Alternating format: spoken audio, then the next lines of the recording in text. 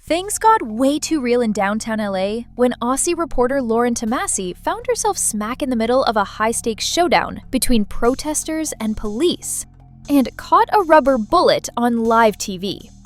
Yep, live on camera.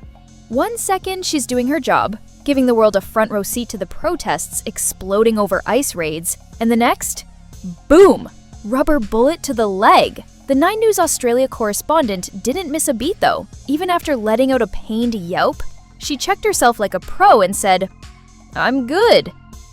Girl just got shot on live television and kept it together like she was reading the weather. The moment, which has now ricocheted across social media like wildfire, happened while she was covering the protests that erupted across LA after ICE agents snatched over 100 people in a multi-location crackdown. Protesters hit the streets, and the LAPD hit back. Tensions? Through the roof. Emotions? Red hot. Tear gas in the air, rubber bullets flying, and downtown LA looking like a scene out of a dystopian reboot. As for the officer who fired the round, nobody's talking. Literally.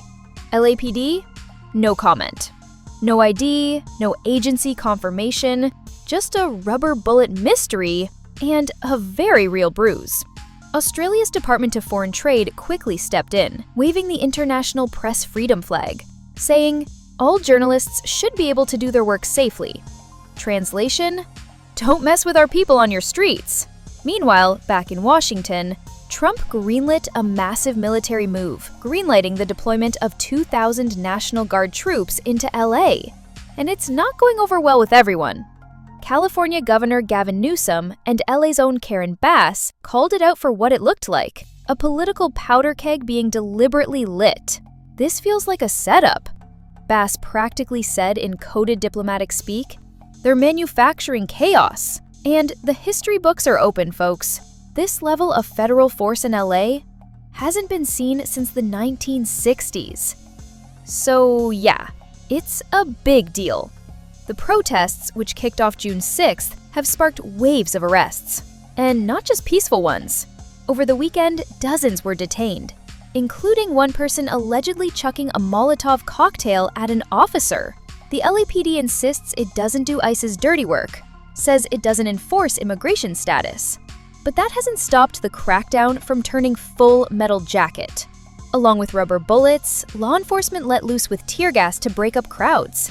You could almost feel LA choking on its own outrage. So now the whole world's watching.